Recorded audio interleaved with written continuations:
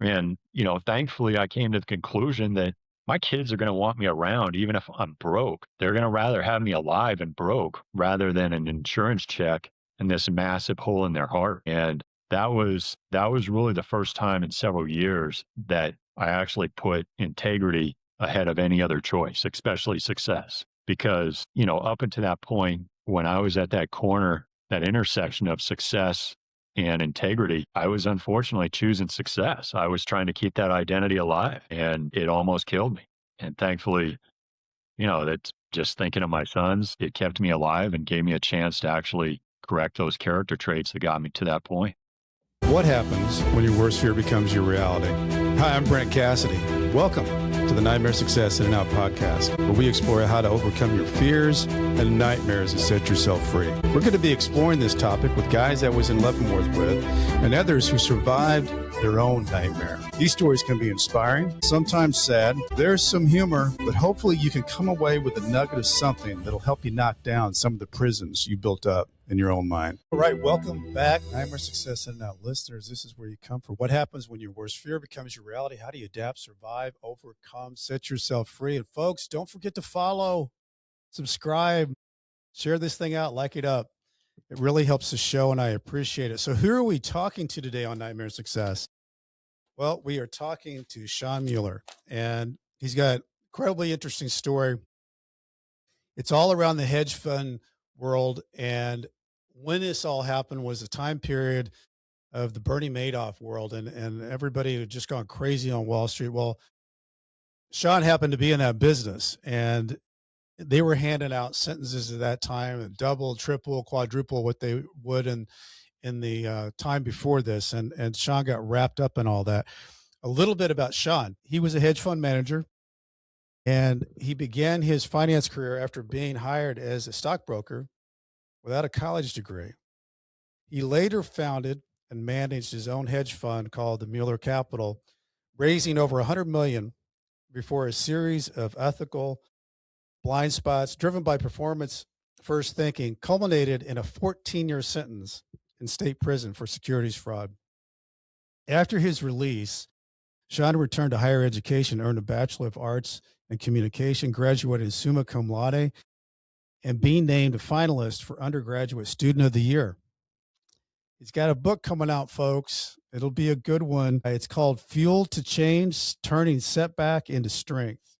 Today, Sean speaks to leadership, compliance, and professional audiences about ethical decision-making under pressure, the psychology of misconduct, and how setbacks can be transformed into lasting strength.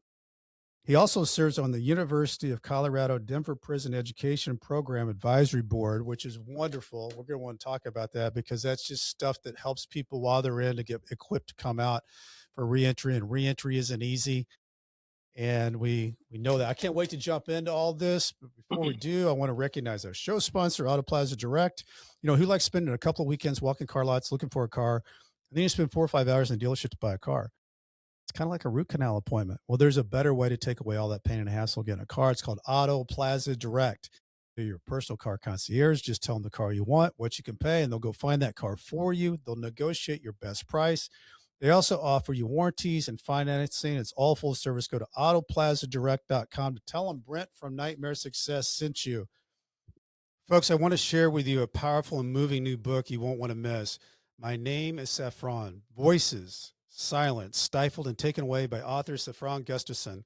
This isn't just a story. It's a journey through resilience, survival, and reclaiming your voice after being silenced for far too long. Saffron's story takes you inside the hidden struggles, the pain, and ultimately the triumph of refusing to be defined by circumstances. As Saffron was putting the finishing touches on her book, the prison she had just been released from, Federal Dublin FCI, was permanently closed because of sexual abuse of the women prisoners. If you've ever wondered what it takes to rise from the darkness of places, to find your truth, and to speak it boldly, this book will inspire you.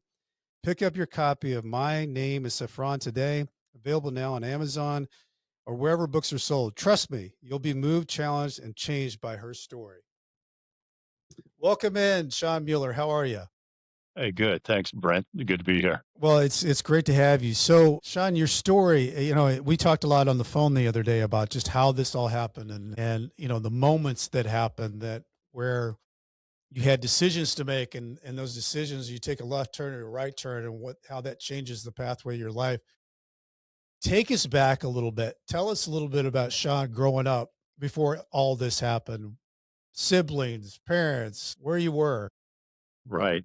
So, Brent, my dad was born in Kansas during the Great Depression, grew up on a farm. My mom grew up in Ireland and was raised in an orphanage run by Irish Catholic nuns. Both had obviously difficult childhoods. They both grew up without moms. They met during World War II in England and came to America, started a family, had 7 kids. Dad worked a blue collar job. We always had a roof. We always had food. Obviously, growing up, with 7 kids, that's tough to, have any extra. So I was constantly seeing capitalism on TV and the movies and realized, wow, seemed like those people had no problems in life because I just justified, well, they have money, so they must be doing all right. So I started reading stocks and business books when I was about 12, 13 years old. Really wasn't a great student in high school, but still got to college. Got to college, realized, wow, this is horrible because I was having to sit through psychology, philosophy, sociology classes, and in my head, I was there to learn how to make money, and I didn't feel like those classes were doing me aiding favor, trying to help me get to that point of making money. So unfortunately, I started skipping those classes and going to the school library, reading more business books. And after a couple of years of this, couple of semesters, I'm realizing this is an absolute waste of time and money right now. I need to move on. And so I got a job, and it was interesting because then I realized after a couple of years of working full time, I need to go back and get a degree because I want to be a stockbroker and no one's going to hire me without that degree. So I did it for a semester. Suddenly I was a really good student because I understood what I was there for and was willing to play the game. I'll go to your classes. I want the degree. Well, after a semester, unfortunately, I ran out of money and had to get a job. I saw an ad for a stockbroker job, said you needed a degree, applied for it anyway, went to the interview, ended up getting the job because they realized I understood about the market more than a typical starting broker would. They gave me a shot and it all worked out. But unfortunately, the more I got into Wow. that business, the more I just kept reading about stocks and business, doubling down on that one-sided education. And after a few years, I ended up taking over the firm's management position. I was the principal, did that for a bit and realized I wanted to trade stocks and opened up a hedge fund a while after that. And it was just straight success right from the get-go, right from the start of it. I was trading stocks, options, futures, Well, short term. Sean, let's talk a little bit about the rise, because at a young age you came from a family that had 7 kids. I can't imagine, that's a lot of kids. Where did you fall into the order of that with 7 kids? I was the procrastinator, so I was the youngest. I waited in line. Oh my gosh. Okay. All right. And All right. So when you get to this stock market, as a guy that is, a new stockbroker, but you've been studying this stuff since you were 12 years old. When you start seeing that, hey, I'm having success with this. This is starting to be something that I'm making money. I've seen my parents work hard. What's going through your mind? yeah, so it was kind of interesting because when I was 18, the first Wall Street movie came out with Gordon Gekko and Bud Fox. And as I was sitting in that theater watching that, listening to Gordon Gekko's Greed is Good speech, I was just like, man, that is so for me. I'm gonna be one of those guys that makes it. I'm just gonna do it with integrity. No one sets out to think, oh yeah, I'm gonna break the law. You think, yeah, I can go about this. I'm just gonna work hard. I'm intelligent and I'm gonna be a success. And when I was first a broker, I started in May of '94. And the first several months, actually, that was a struggle. I made $5,400 that year, the whole year. And I ate an apple for lunch and 2 chicken pot pies for dinner. It was, I wanted it bad. And so I stuck with it, kept making the 2 to 300 phone calls a day.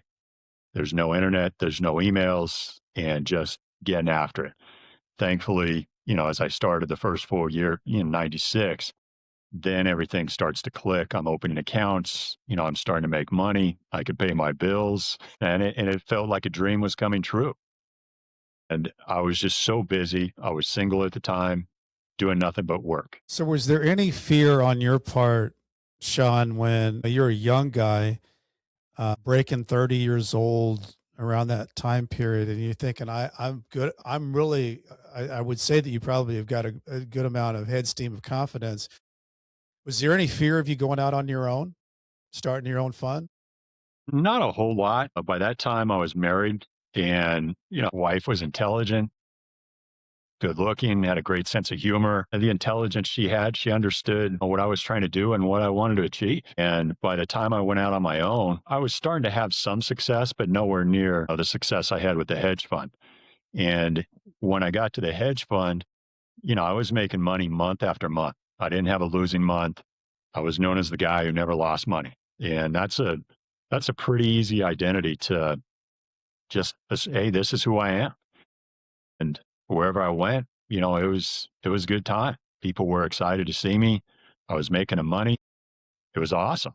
It's who I thought I was I'm a Well, success. let's, yeah, I want to talk about that because this is something we talked about when we were talking on the phone is that it somewhat becomes addictive, intoxicating, that you're the guy that's making things happen. You're the guy that's making money for people. People start talking, people start wanting to be in your fund because that's the guy. And you started going places and were recognized as that guy. What did that feel like to you as something you've been working for? I think you talked about that you went to this conference and you didn't know that people knew about your successes. Walk us through that. Yeah, it was tough because these were all my choices. I'm not justifying any of this.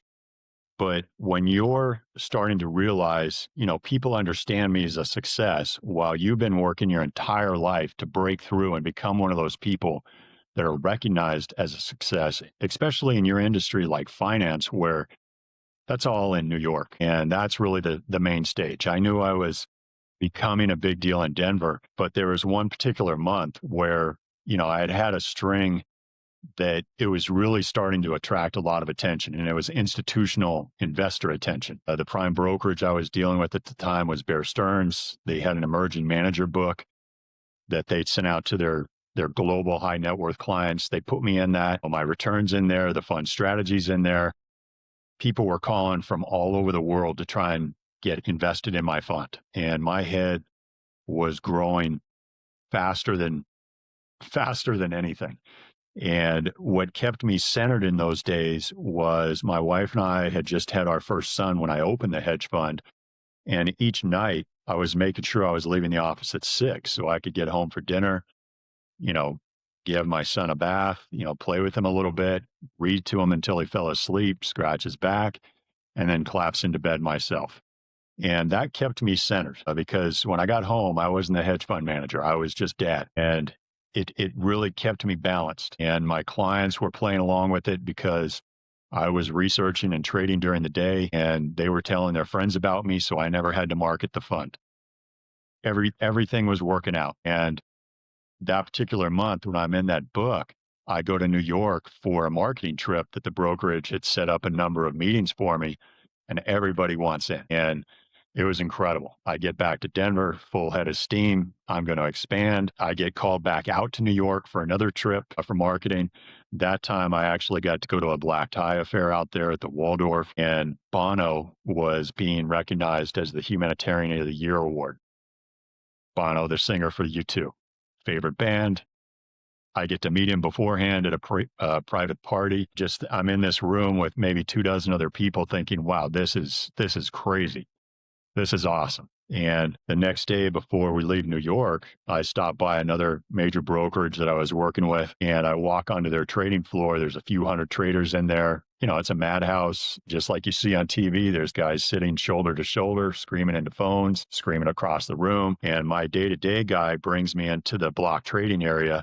And I had been trading 100,000 to 1 million share blocks with these guys without ever even meeting each other. And they're realizing who I am and they're standing up, giving me hugs. all the other people on the floor are like, hey, who the heck's that guy? And, the word's getting around, oh, that's that trader from Mhm. Denver. And at the time, I was 1% of the daily volume of the ETF, the Qs. So, I was moving some pretty serious weight. And, one by one, a lot of people were coming up, shaking hands. Some of them were giving me hugs, depending on our relationship. And it was complete validation for all of the work, all of the stress. And it's like, wow, I made it. And everything inside of me was like, you Yeah. got to hold on to this and keep this rocket going. Yeah, because you thought you had made it, and personally, I'm sure that you're living a lifestyle that you had hoped to live. Yeah, it was starting to definitely ramp up. It was more of, I was working so many hours, 6 to 6 every day. And I'd get home and my life was about, being a dad at home. And unfortunately, that same month, we decided to get season tickets to the Avalanche, which is the NHL team here. We love the sport. We love the team. It's great action. Well, some of those games were during the week. And suddenly, we're going out during the middle of the week and I'm getting home at 11 o'clock at night, full of adrenaline, not falling asleep right away. And, I'm showing up to work the next day kind of tired. And really the main factor was not having that balance of getting home and just being with my son and, kind of letting some of the air out of my big head and letting the ego drain down like, hey, this little guy doesn't care that you're a hedge fund manager. Well, suddenly, I'm going to the hockey games and people are, I'm seeing people I know there. And instead of getting deflated ego, it's, pumping my ego up even more. And it just turned into a mess. And so at the end of that month, I hadn't had many trading days. And I'm realizing at the end of the month, I have a loss and I'm just absolutely panicked. I don't know what's going on.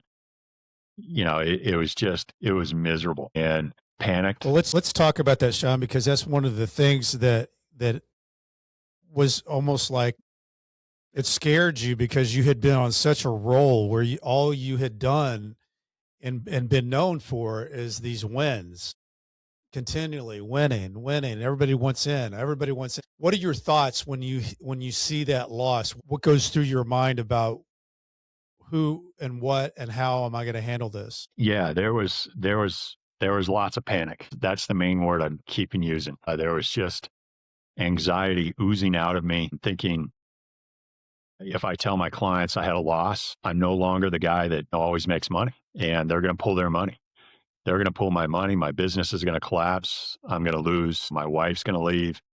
I'm not going to be around my son as much. Everything I've worked for to that point was going to disappear. And this is all inside my head. And after everything collapsed, and I'm also justifying it by saying, I've got enough of my own money in the fund to cover this loss, and I'll just make the money back up next month. And when you start using that type of thinking, you're gone. There's no turning back.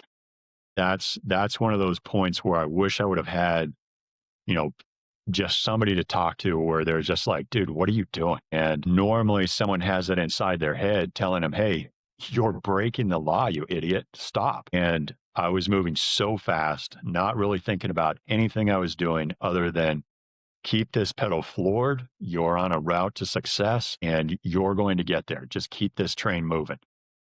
Not even realizing how far I'd actually come. How long does it take for when that happens to you? You take that loss, you start trying to cover with your own funds, and you're just trying to cover, and then you've got to double up. Whatever you did, this month, you've got to make double what you did because you got to cover and make more.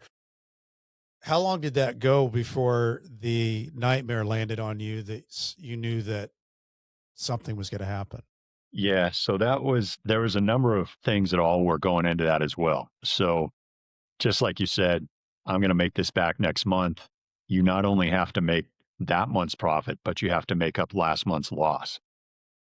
The trading strategy that got you there now all of a sudden is not going to work because you just doubled what you have to do. Terrible. And so during that time, I also had an institution that wanted me to manage some of their money, and they wanted me to manage that so that they're getting the statements directly. And so I'm going to be trading for them as well with the hedge fund. allocating trades, and that worked out great. That stayed for 3 years. I was making them money month after month, and they're getting the daily statement from the brokerage. So this has given me fuel to think, well, I'm doing it for them, so I'll be able to get back on track and do it for the fund. Unfortunately for the fund, I've gotten away from the strategy that got me there, and I'm trying to take, bigger trades. I'm holding trades overnight all of a sudden. I'm holding trades for days at a time instead of just, 10, 20 minutes. And it was a ball of mess. And none of it was all in my head thinking, yeah, I can make this work because I'm looking at the information I need, of this other fund that I'm managing profitably. I'm looking at that as proof that I can turn this other fund around, and you're not going to do it. And so eventually with that other fund, that eventually comes to an end after about 3 years. And that's actually what I was living on at the time, was the income from that fund. And I had realized at that point, wow, what the heck's going to happen if I can't turn around, my hedge fund? And I realized, I had a life insurance plan that I had taken out several years before that, that even paid off in the event of a suicide, as long as it was more than 3 years after the time you take it out. And, at first, I didn't think a whole lot about it, but as I'm starting to get more desperate, I'm realizing, well, how the heck am I going to take care of my family if I can't turn this around? Because at that point, I'm realizing I'm going to prison if I get caught. And I'm like, well, then I won't be able to take care of my family. I'll just have to use this life insurance plan. I'm going to have to take my own life and take care of my family. I mean, that's how screwy my thought process got, thinking, hey, this is actually a viable alternative. Not realizing, the massive hole I'm going to leave in my kid's heart, just the destruction I'm leaving for my wife, it was horrible. And that's how I lived for a while, just every day getting up thinking, hey, I got to go in and make this work, operating from a place of panic. Yeah, you were thinking, I've got to make this work, or your alternative was, if it doesn't, I'm going to use this life insurance policy, which is crazy how you can get to a rock bottom place like that. And that can be a rational thought that makes sense to you. But there's so many of us that have been at that rock bottom moment where we actually do contemplate that as making sense. Do they just, when this arrives on you, Sean, do they just show up at your door? How does it all come to a point? Yeah, that was that was April of 2010. I've got 8 people working for me. We're all sitting around the trading desk. It's the middle of the trading day. We're trading stocks back and forth, yelling back information. And on the caller ID, it says it's the SEC on the phone, which is the Securities and Exchange Commission. It's the regulator for, the investment industry. And I'm realizing this is the call I've been dreading. This is it. And it's, obviously they're not calling to congratulate me on being a great guy. So before I even pick up the phone, I'm realizing there's a big chance that I'm going to be dead soon. And sure enough, they're talking, they're asking me about my business, asking me about my clients, the money, who I trade through. And, we're on the phone for maybe 10, 15 minutes, and got off the phone. They didn't want anything at that time. They're just like, all right, well, we really appreciate you answering our questions, and you have a good day. I'm thinking, all right, I evidently just solved that problem. And I went back to trading like nothing was going on. Didn't even miss a beat. And the next day, phone, caller ID, SEC. This is probably going to be a problem. And they wanted to see the statements. They wanted to actually see the statements from the brokerage. And I realized this is bad news. And they said, you got a week to give us these, or we'll subpoena the documents. And I went home that weekend knowing I'm not going to be alive next weekend. The Wednesday comes, the Wednesday night, I told everybody at work, hey, I'm not feeling great. Just take the rest of the week off. And that was that. I went in the next day, I dropped my kids off at school, which I never did because I was always at work by 6 a.m. That particular day, I did, and hugged them goodbye. Got to the office, got tied up some loose ends, and I sent out an email to all my clients and some friends that was scheduled to go out, probably about 20, 30 minutes away from that time. thinking I'd already be gone, admitting to everything I did. I left, a note on my desk along with a thumb drive for the SEC. Hey, this is what happened. This is what I did. No one else knew about this. This is all on me. I'm beyond sorry. So sorry. And walked across the street to the parking garage. It was about 5 stories high. Just, I'm looking out over the city and I go, man, God, some life. And I say that out loud sarcastically. And I jump up on the ledge, trying to immediately just lean forward. And I had on these goofy Ferragamo shoes with a square tip toe, which I didn't even like these shoes. So I don't even know why I wore them that day. But I'm leaning out over the ledge, and no matter how far out I'm leaning, these stupid shoes would not let me lean far enough out to actually fall off this ledge. I'm like, this is nuts. And I look up and there's a bus coming down the street. I'm like, well, surely I can't jump in front of this bus. That's crazy. I'm not going to wreck these people's day. I'll just wait for it to pass and then I'll get back up on the ledge. And in this time frame, that statement, God, some life, like this is anybody's fault besides mine. It actually clicked in my head. Dude, you did this. These are all your choices. This is no one else's fault except yours. This is you. You're accountable for this. And I'm disgusted. I'm even more disgusted with myself. I hop back up on the ledge. The bus is gone. Well, by this time, the part of town that my office was in, it's a really, really nice area of Denver. And there's already police sirens, fire truck sirens. They're all surrounding the building. There's a police car already pulling up behind me on the parking garage. I'm like, oh my gosh, this is crazy. Fire truck, all the firemen are getting out. They've set up the trampoline underneath. I've got nowhere to go. And I realize I'm not even going to be able to jump off this building because these guys, they're going to catch me. And, I decide right then and there, I'm, obviously not going to die right now. And I'm not a hedge fund manager anymore. I'm going to have to make some huge changes, and it's going to happen behind prison walls. Wow. So what happens next, Sean? I guess the guys pull you down from there. Did they arrest you at the parking garage? So, that was the first cop that showed up behind me. I really have to hand it to him. He was just talking to me, asking me, hey, what's going on? And I'm realizing the firemen below me. And so I just actually sit down on the ledge at that point and we're just talking through it. And, I'm telling him just, surface level stuff, he's asking me what got you here? What's going on? Can't be that bad. And I told him, hey, my firm's blowing up. My life is over. Dude, your life's not over. I mean, you've got kids to live for. Think about them. And, I had been during the last couple seconds of that. And I'm like, geez, I can't leave my kids like this. That hole is never going to fill in their heart. And, thankfully I came to the conclusion that my kids are going to want me around, even if I'm broke. They're going to rather have me alive and broke rather than an insurance check and this massive hole in their heart. And that was really the first time in several years that I actually put integrity ahead of any other choice, especially success. Because, up until that point, when I was at that corner, that intersection of success and integrity, I was unfortunately choosing success. I was trying to keep that identity alive and it almost killed me. And thankfully, that's just thinking of my sons, it kept me alive and gave me a chance to actually correct those character traits that got me to that point. What was the thing that happened next, Sean, from that moment there on the parking garage? How long does it take you to get to the point where you're indicted? Did you go to trial?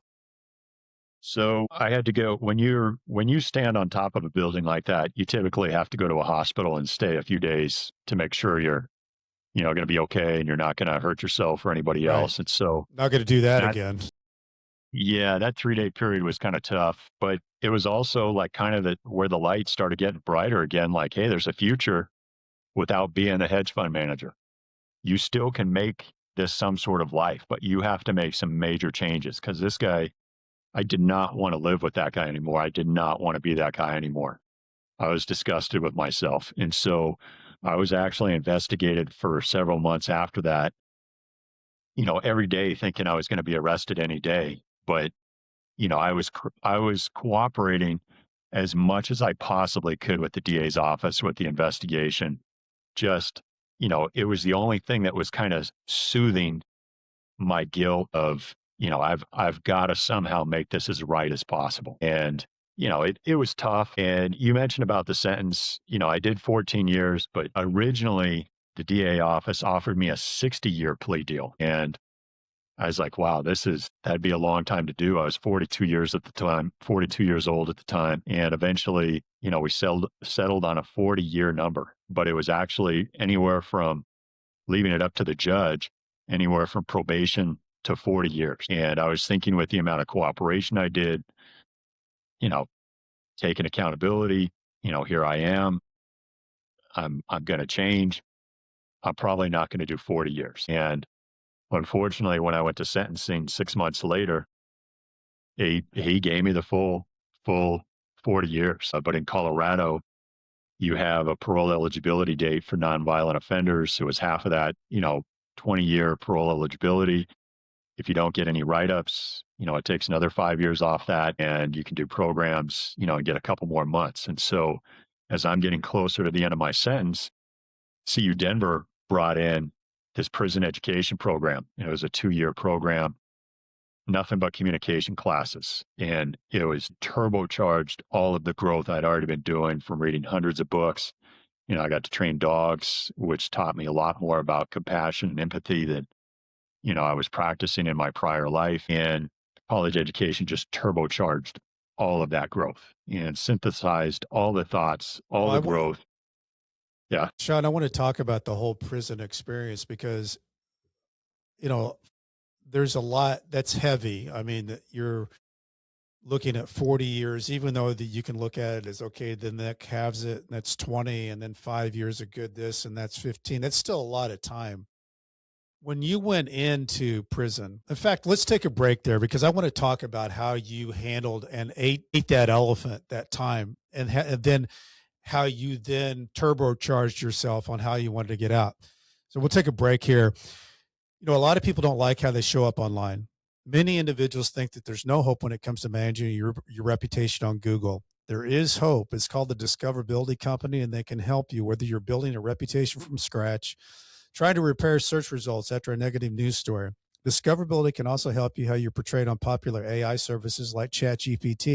To learn more, visit discoverability.co, not .com.co. Listeners of Nightmare Success can take $100 off with coupon code Nightmare Success. And the Nightmare Success podcast is sponsored by the White Collar Support Group, the world's first support group devoted to people navigating the white collar criminal justice system. I'm a member of the White Collar Support Group, and I can tell you this is a bunch of people who help each other through the criminal justice journey for free.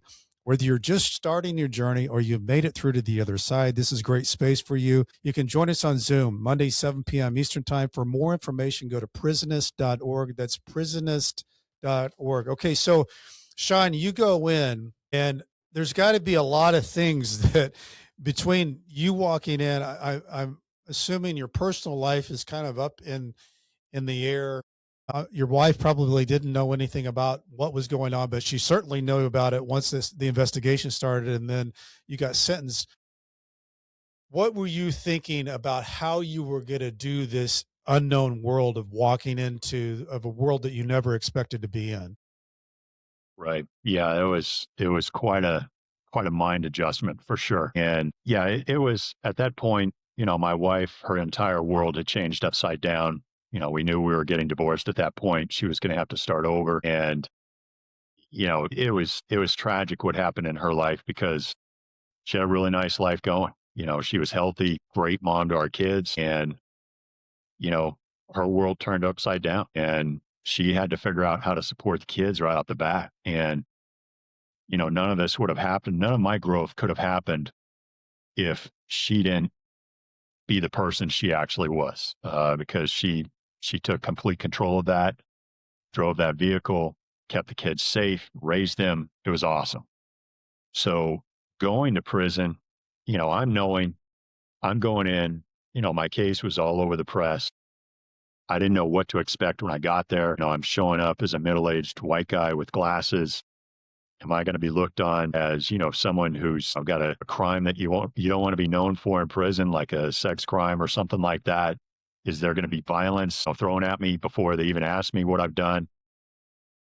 You have no idea what's going on. And at that point, I still had in the back of my head, if someone, tries to take my life, well, prison's over. I'm not going to have to do that 40-year Right. sentence. So great. And, but I also knew, I got into the finance industry, not saying that's the same thing as, going to prison, but there's a lot of unknowns there. And I had the confidence to know, I got into that industry, I experienced some success with that. When I get into prison, I'm just going to be myself. I played sports my whole life. You're going to be fine. Just get in there, give respect, get respect, and you're going to be fine. And when I got there, sure enough, a bunch of people already know who I was because of the news, the newspapers. And it was almost like one of those things like, all right, well, that's off the table because people already know who I am. And then when you show up and you're 6'5", you kind of stand out. And people are like, oh, well, that's that guy who did that. And, it spreads. And then all of a sudden, it's a conversation piece. Hey, I heard you were in the stock market. Hey, let's talk about that. It's something interesting to talk about.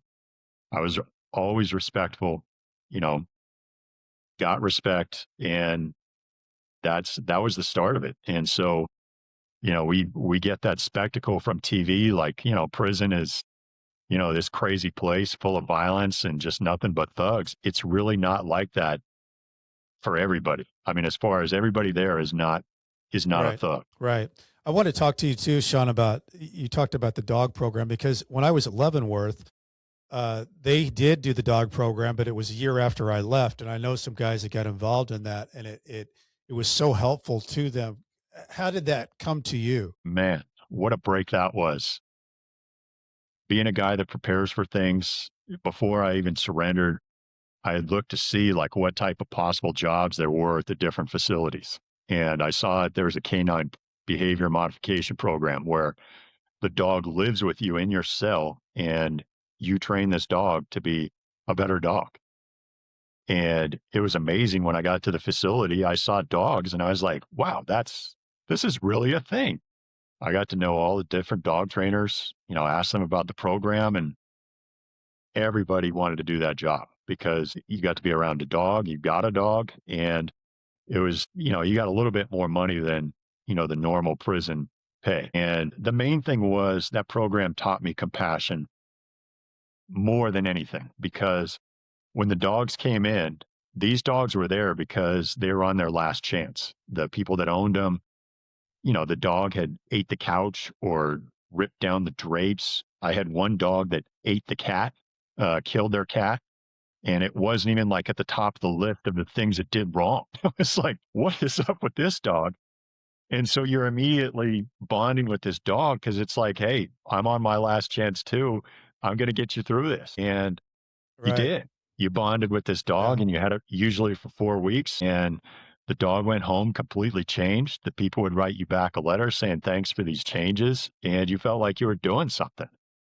And it was good for the facility as Well, well yeah, that's because huge.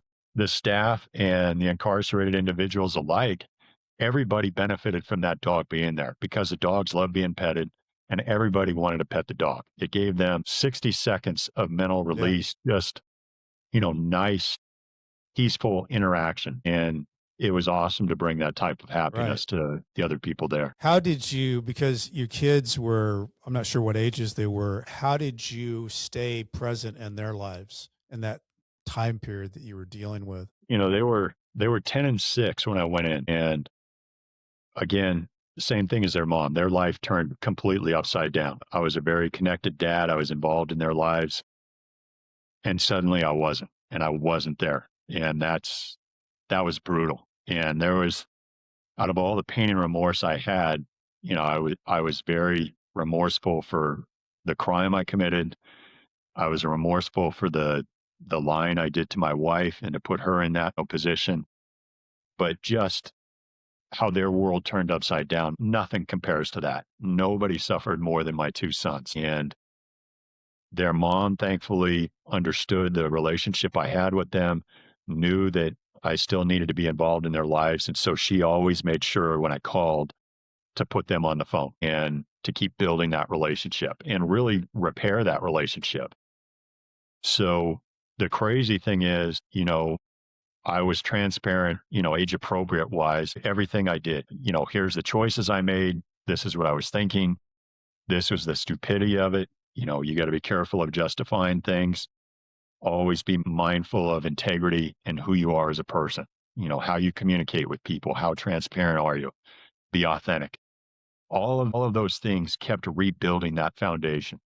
And since that relationship had to take place over the phone, I really had to listen for what they were saying.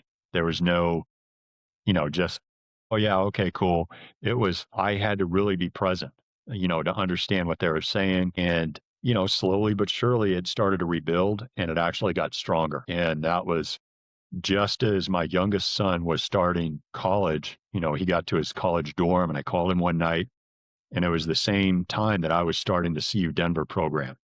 And so we kind of got to bond over starting college again at the same time. And I was sharing everything that happened in my life when I was 18 years old, going to parties, dating girls. Here's what you're going to go through. Here's what you're thinking. Here's what you're thinking with the parties, school.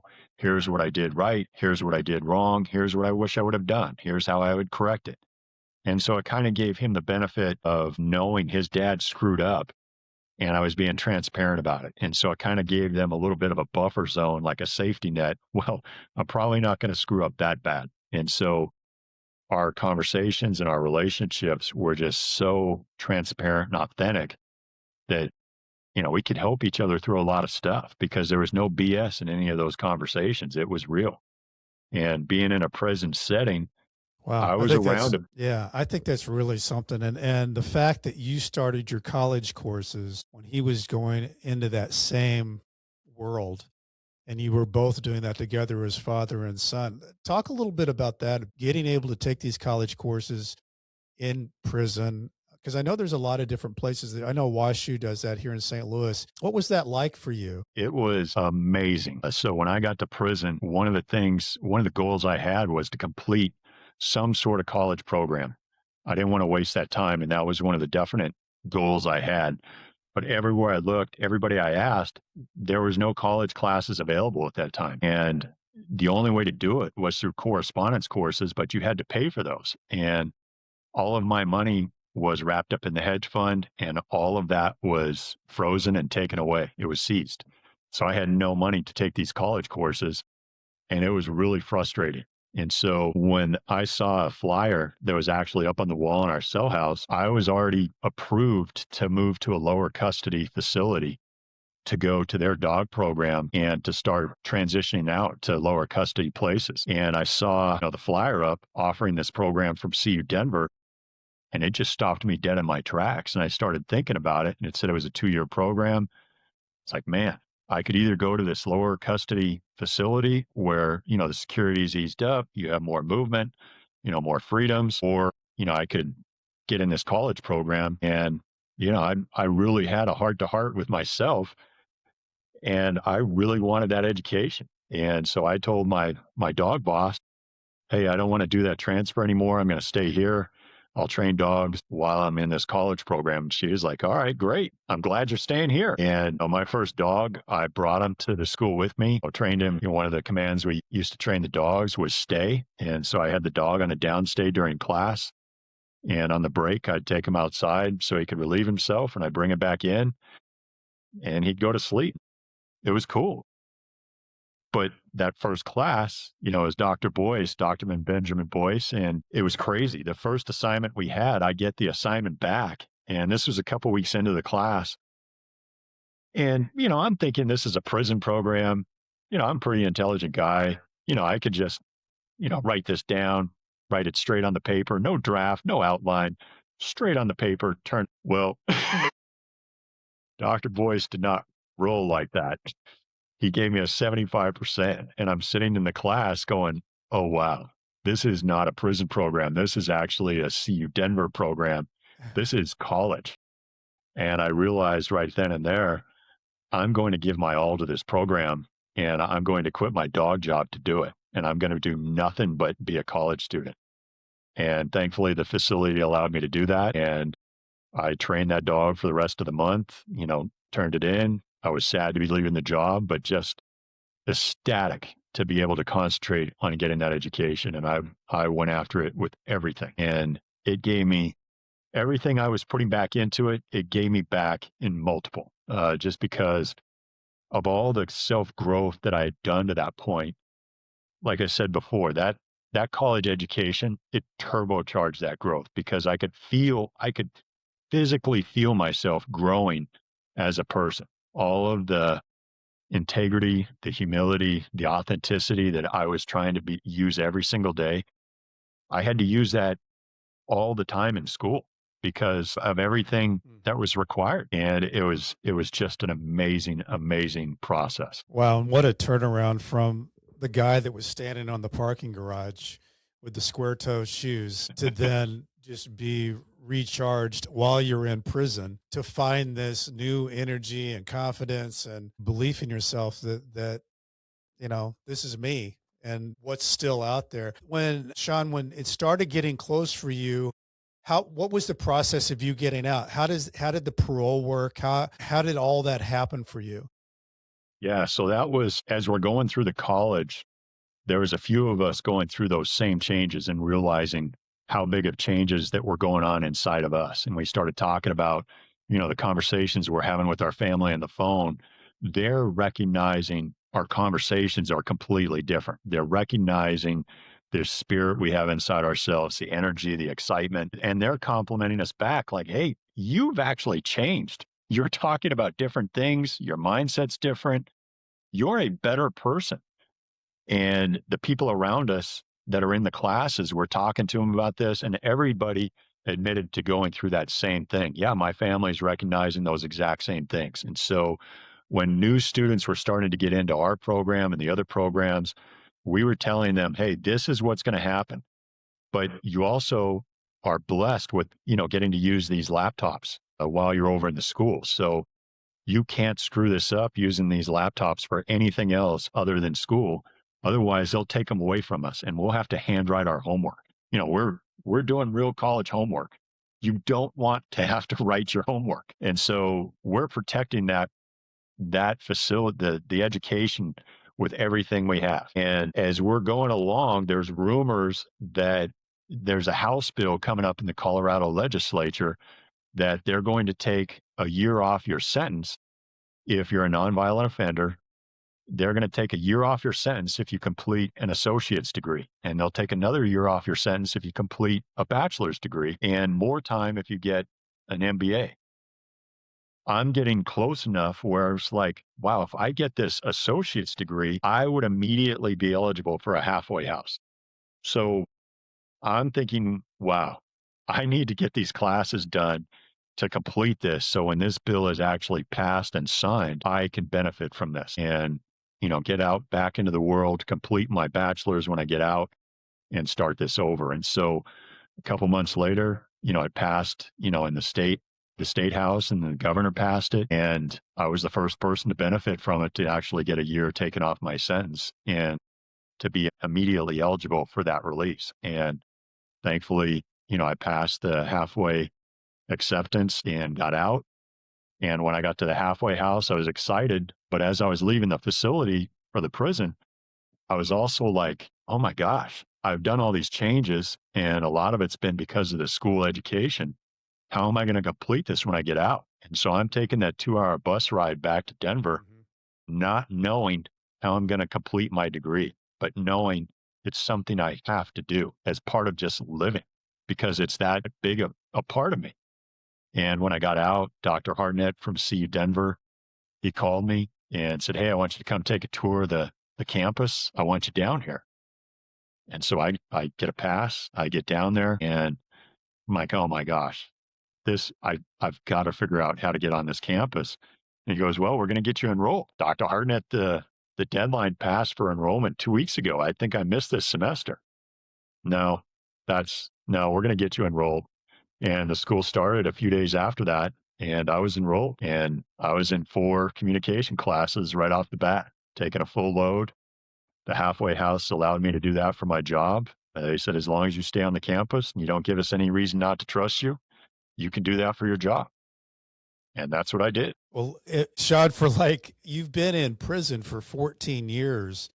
You roll out into this situation to where you're on a college campus. What in the world were you thinking in your mind with all this sensory overload of being out of prison? What was that like for you? Yeah, that dawned on me too. As I'm taking the train ride down there, like, well, that's cool. You're going to be on this college campus. What an opportunity. But I'm 56 years old at that time. I'm 6'5", I'm bald. I'm gonna, you know, well, I'm still thinking, well, I'll just blend in, I'll be quiet in class, I'm just gonna get my degree. Incognito is what I called it. And I show Right, up to right, the right. first communication class and it's with Dr. Boyce, the same professor I had when I was inside. And I'm looking at, the syllabus, the first few minutes of class, and I see in like week 6, there's this article called Educated Incarcerated Individuals, an Easy Choice. Well, I actually co-authored that article with one of my students when I was inside and it was published and I'm panicking. And I'm like, oh my God, everybody's going to know I was in prison. And I talked to him after class and he goes, oh yeah, I wanted to talk to you about that. And, would you mind addressing the class that week and talk about your experience? Are you crazy? I'm trying to remain incognito. And he goes, no, Sean, that's not going to happen. You're 6'5", you're decades older than everybody. And even on the first day of class, you're already speaking up in the discussions. There's no way people are not going to ask you questions. You may as well just embrace this. And thankfully, there was a student that sat behind me and she was constantly jumping into the discussions as well. And she had thrown out Dicerteau, which is a French philosopher. And I knew that was one of Dr. Boyce's favorite. And I was asking her afterwards in the next class, I was like, hey, that was kind of interesting. You mentioned Dicerteau, and I think he even threw in Michael Foucault. Have you taken his classes before or something? He goes, oh, yeah, this is my 4th class I've taken. It's like, hey, same here. I've taken a bunch of his classes too. And she's like, hold on a second. This is where I've been doing all my communication classes, and you've taken all these classes. How have I not met you before? I would have remembered you. I mean, Uh she was trying to be as nice as possible. She goes, you're bald. huh. I was kind of like, I may as well just come clean. And, I told her, and she was completely cool and accepting about it. And she goes, hold on a second. She gets her laptop out, and within like 15 seconds, she pulled up the article and she goes, this is you. And I was like, how did you pull that up already? She goes, he uses this in all his classes and he talks about the prison education program. All right, cool. So the road was kind of like paved a little bit. And by the time that week 6 rolled around to actually, talk to the class about it, I had already told several of the students, but I was also comfortable enough with the rest of the students to get up and, just authentically talk to them about it. And there was no pushback whatsoever. And, they saw I had, real communication. I took accountability, told them about the growth, told them about the prison education program. And they asked some good questions. Some of them were hard hitting. Some of them wanted to know what I was thinking when I was breaking the law. And you just share the truth. And it was all part of the growth and helping the prison education program grow, just bringing positive attention to it. Wow, what a great story! And I think there is so much in what you shared a whole lot right there, Sean. And it is, I think, so freeing to be able to stand out in front of your story. If you don't own your story, somebody else does, and what they see and they own is whatever's that narrative is that's out there. But being able to share your story, how it happened, what you felt like when the choices came, how did that come about? All of a sudden, people can start relating. Nobody lives a perfect life. Taking accountability and bringing people along to understand, maybe helping someone when, they get stuck in the same type of situation. And this is where Sean hit his fork in the road. All of those things are freeing to somebody that's, because there is the other feeling of, if you're an ex-felon and you walk into a room, you're always wondering, well, I wonder if he knows, or I wonder if she knows. If you're standing out in front and owning your story, then there's a different type of confidence that you share with yourself, that I'm not hiding anything. This is me. This is me. Like me, Yeah, don't like me. This is me. And that's what you've been able to do. And then I think, was that kind of the beginning of you feeling like, hey, I ought to kind of do a little bit more of this speaking stuff? that the confidence that you just mentioned, that was a big part of it because I was really disgusted with what I did. When I first got to prison, there was a lot of people that were just amazed at, the dollar amounts being thrown around, and they wanted to talk about that and glorify that. And I wouldn't take part. I was just like, no, I'm telling you, I'm disgusted with what I did. I'm here to fix the character traits that put me here. I've I've got to change that. And, that combined with the fact that, the case was in the media, I was kind of like on a stage. And when I was saying I was going to make the changes, now all of a sudden you actually have to make the changes because you said you were going to. And if you don't, people are going to be constantly putting you on blast while you're in the facility like, hey, you said you're going to change. That doesn't look like change. And so you're starting to have to be accountable all the time to people who are world-class BS detectors because they've manipulated people their entire life. They know exactly what it looks like when you're manipulating or BSing somebody. And so they'll call you on it. And some of these guys, you don't want them to call you on anything because they're dangerous people. Yeah. So during that time frame while I'm making those changes, I'm realizing, there's people around me asking me, "Hey, how are you doing this? I'm seeing you're at peace. You're always reading. What are you reading?"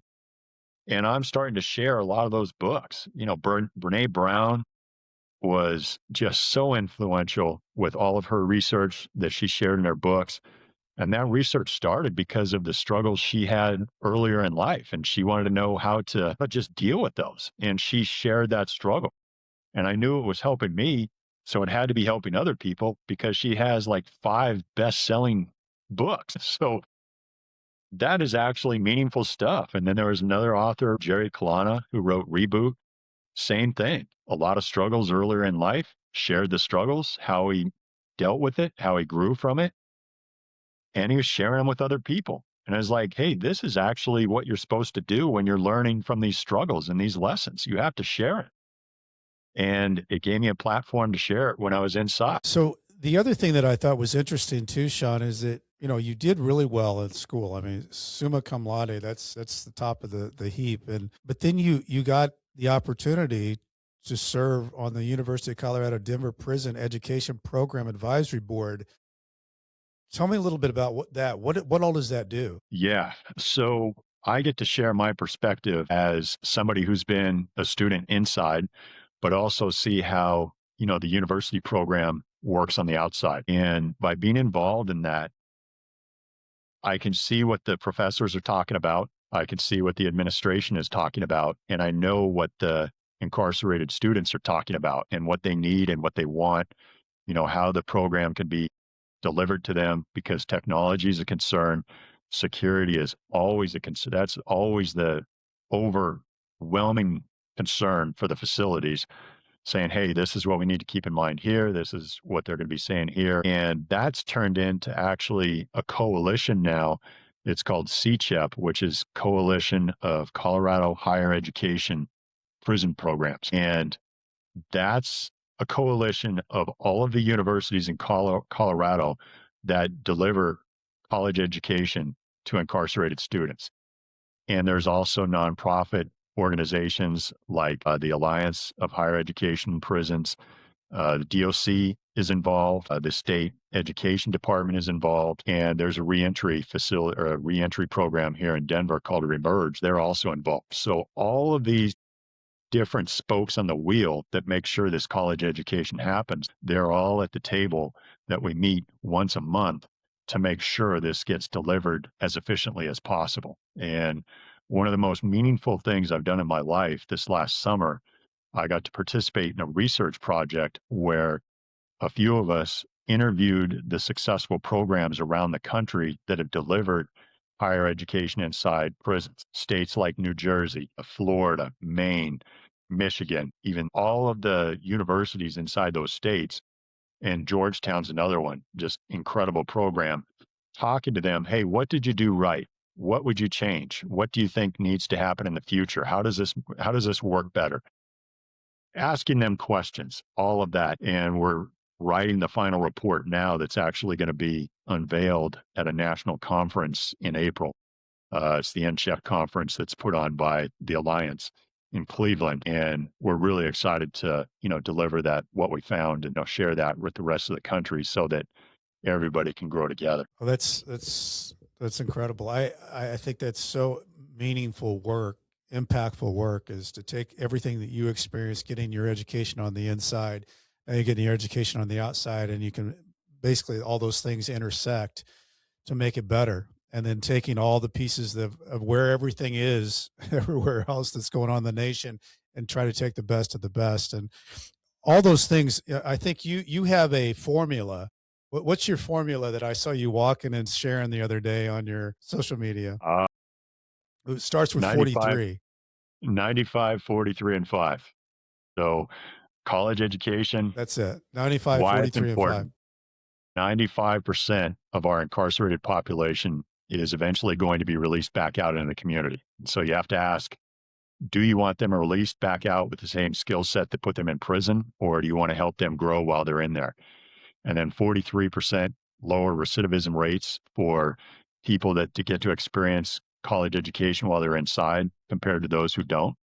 And then $5 of recidivism expenses are saved for every $1 invested educating somebody while they're inside. And those are just three That is, no-brainer facts. it's powerful facts, because those are big, and recidivism, is so crazy when we look at it, the 2/3 and 3 years, and the 3/4 and 5 years, and how does that all happen? There's a whole bunch of reasons why, people, education being one, people not being able to get housing when they get out, people having to, struggle through job opportunities. But the education piece can change a lot of those pieces, because the in those job interviews, somebody who's had that education confidence experience, they might handle themselves more confidently on how they're going to go through that job interview than someone who's just not been able to have that opportunity. So I think that's a huge, huge piece of what you're helping with, Sean. If I was going to ask you what your biggest takeaway was through all this experience, what would you think? Well, mindset is the biggest key for anybody in this life, is what I've learned through all of this. That's the biggest differentiator. What's your mindset when you start the day? What's your purpose? What's most important to you? And before, when I made all these mistakes, I had embraced success as my identity. I thought everything in my life was because of my identity. I thought if the success ended, my identity was going to end, everything I had was going to be gone. Once I changed that mindset and really analyzed, hey, what put me here? What do I need to do to fix these things? That mindset was always my GPS to get me through the day. And it's allowed me to get to this point where now I can share those lessons with, other hedge funds, private equity funds, university business schools, compliance groups, and share them. Hey, this is my exact story. This is what I was thinking. This is how this developed. This is why I wasn't thinking about this or justifying this. Those philosophy, psychology, and sociology classes that I was skipping at the first time I went to school, those were gaping holes in who I was as a person. And so when I got to actually experience those classes and embrace that knowledge, I became a full person, and it allowed me to, spin my life up instead of, spinning down, which most people, when they get out, that's why the recidivism numbers are the way they are. Yeah. And the other thing I love about your story, Sean, is that this show goes into 1,200 prisons on the Adovo platform, and just your story of how you did what you did. What you did will hopefully encourage some people who are on the fence thinking, is it worth it? Is it not worth it? Here's a guy that actually got charged and more confidence and belief going and changes of mindset into being able to bolt out of prison as opposed to um, there's always struggles when you get out reentry. It's always tough, but giving yourself as many tools as you can is what you want. And I think this is going to be helpful for people to hear that. Yeah, I think the main thing, that system where your podcast goes on to all of those different tablets in all those different facilities. Kudos to the guys that are actually taking that first step of trying to rebuild their life and actually make those changes when they have the opportunity. One of the biggest things, and this is in most facilities across the country, but the 7 habits of highly effective people from the Frankly Covey organization. If your facility doesn't have the program, the 7 habits, you have to get your hands on that book and just use that as your daily guide because it'll change your life and it'll change your thought process and your habits, and that starts building. And then another author, Weldon Long, who did 13 years, got out, had a really successful sales career going. He wrote a book called Power of Consistency, same thing, and gives you an exact detailed plan of what he did. And it turns out part of his book was based on his changes were based on Stephen Covey's 7 habits. And so those two things, and then Brene Brown, I can't say enough about, and then Jerry Kalana as well. You just have to find the authors that resonate with you, that give you fuel to keep those changes going. Just use the accountability every day. Surround yourself with people going through the same things, trying to grow, share what you're learning with each other. And you're building your credibility first with yourself and then with other people. And that college education, if you can get it, that's just going to continue to build that credibility. So true. So true. I want to give a shout out to Homestead Financial, who lets me use this podcast studio and the fancy camera and lights. If you've got home mortgage needs out there, Greg Aftiev is your guy. He knows all that stuff. As Sean's getting his book ready, Fuel to Change, Turning Setback into Strength, I've got a book already out there. So if you're going to Amazon, go check out Nightmare Success, Loyalty, Betrayal, Life Behind Bars, Adapting and Finally Breaking Free.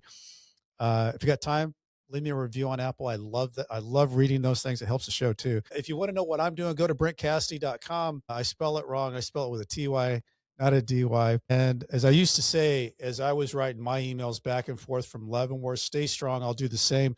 Sean Mueller, wow. I love your story. I love how you just took a hold and just started walking the walk. And now you're helping people. And that's inspiring stuff, man. Just keep doing it. Well, I appreciate it, Brent. I appreciate you giving me the time and opportunity to talk with you today. All right, folks. Nightmare Success in and out.